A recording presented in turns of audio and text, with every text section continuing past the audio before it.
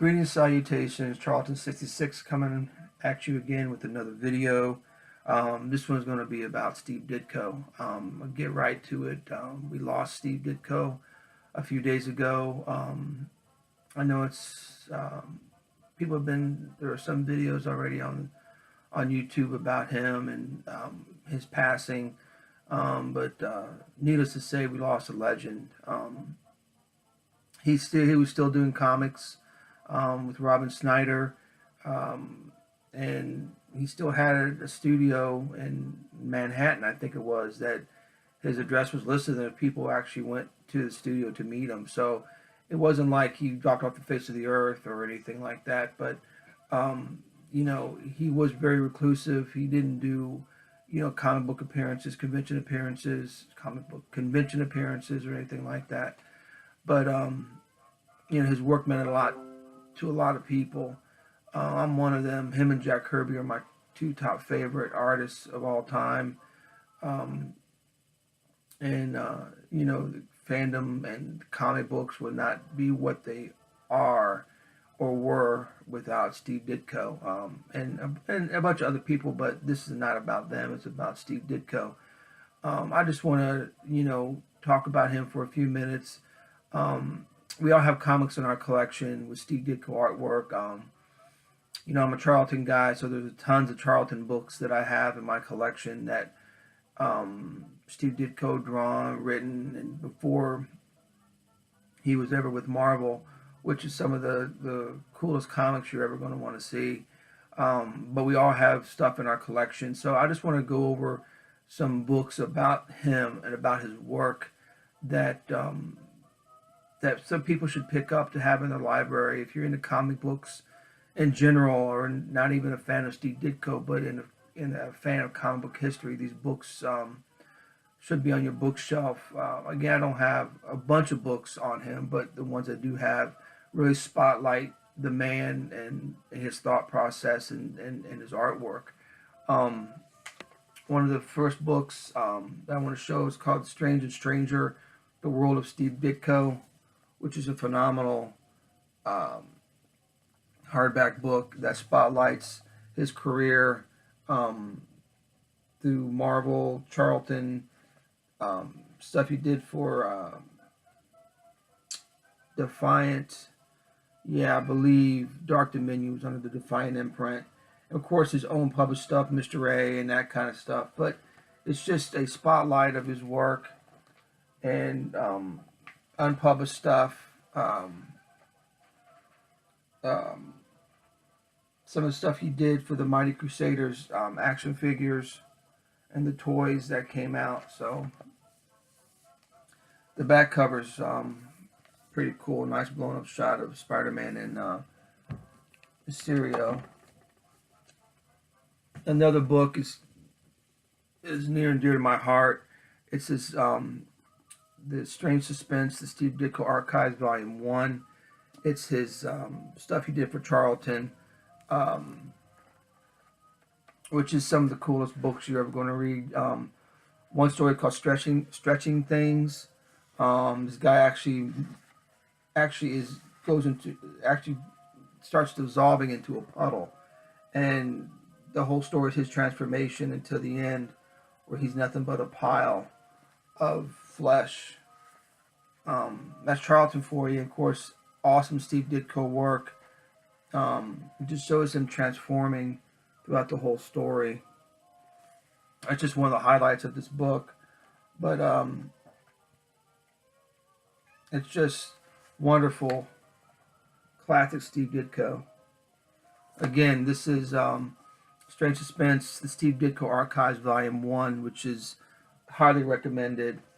Of course, everyone probably knows about the Steve Ditko Marvel Visionaries. Everyone's very familiar with his Marvel work. Another Charlton spotlight on Steve Ditko's work, Steve Ditko Space Wars, which has a classic Ditko cover from Vanguard Press. It has Space Adventures, Space War, The Thing, and just more than one or two Space Adventure stories. classic work. Again, this is in black and white, which to me the work looks a lot cleaner and crisper, more organic to me, without the color in it, and it just really shows what Steve Ditko put on each page. Another great book. Again, it's another Charlton Spotlight, which is a phenomenal book to have. By Craig Yo and Yo Books from IDW. Ditko's Monsters with an awesome Gorgo cover by Ditko. And this goes off through the Charlton Monsters by the one and only, the great Steve Ditko.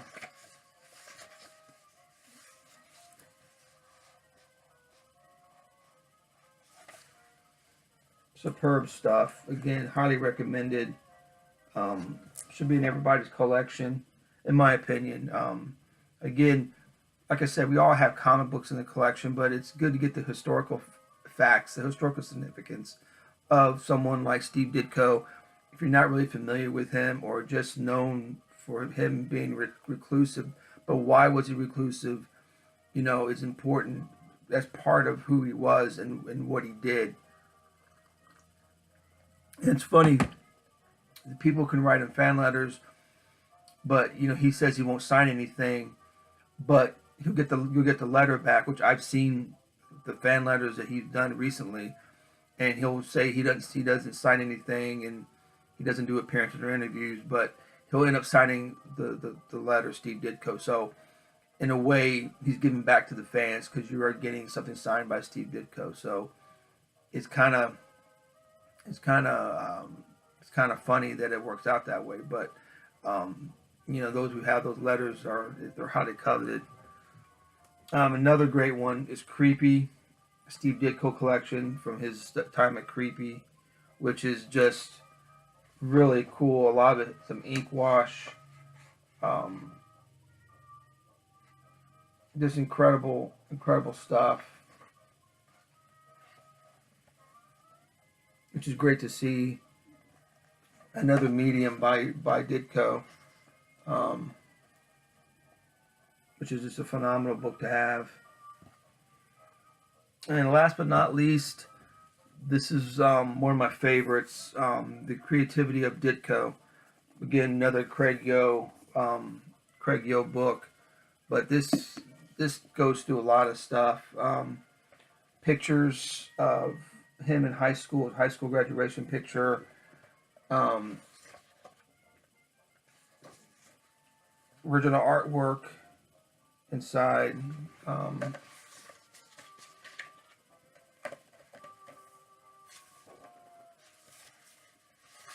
It also has comic books, reprints of comic book stories, more artwork, original scans, original art, which I think is very cool to see. And of course, some awesome reprinted Charlton stuff. Tons of Charlton stuff in here, which makes it great. One of my favorite Ditko covers from Charlton, out of this world. Number 14. I don't remember what this is. Number 11 from 1959. This superb Ditko at his best. Some of the stuff he did for Charlton was just stupendous. Just a lot of reprints. And this I found very interesting. Pencil layouts before their ink, which is very, very cool. But again, this one is The Creativity of Ditko, which is a very cool book to have. That's the only books that I have right now I pulled off my shelf about Steve Ditko. But, you know, again, like I said, this video is about Steve Ditko, but, you know, we talk about when we lose someone, you know, a pioneer, or, you know, a pillar of comic book artwork or story writing, or, you know, of us growing up and why we love comic books. So it makes us think, what makes me think about other ones that are still with us, that do we give them the honors of letting them know that we still love them, we love their work, we want to see more of their work.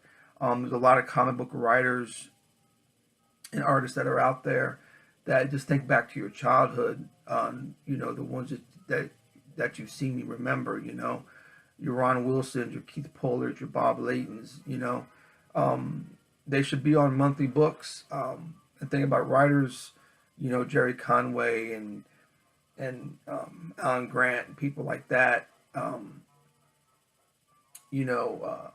Steve Englehart, people who were writing comics back when we were growing up.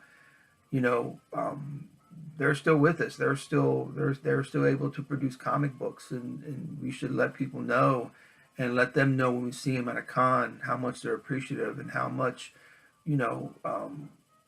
we take stock in what they do and how much they meant to us, instead of waiting in line for 2 or 3 hours to get a quick autograph and get rushed away by the pardon the phrase, by the flavor of the month. Lack of a better term, you can walk up to anybody who I just mentioned when they're at a comic book show and there's no line, unfortunately, and talk to them and let them know that they're appreciative, and I'm sure that goes a long way. So, but anyway, this was a short video about Steve Ditko. Again, it's sad that he's passed on. He was 90, which is a nice life, that he had. I'm sure, being 90 years old and still able to take care of yourself. As far as I know, he did. I mean, he died in his apartment, so apparently he's caring for himself. So, which was good, but he's going to be missed, and just think about the aspect of missing him versus how we're going to think about other artists and writers, like I just mentioned, who are going to get up there in age and kind of push to the wayside of the flavor of the month, without sounding sarcastic or belittling anybody else. So anyway, take care, and hope you guys have a good week.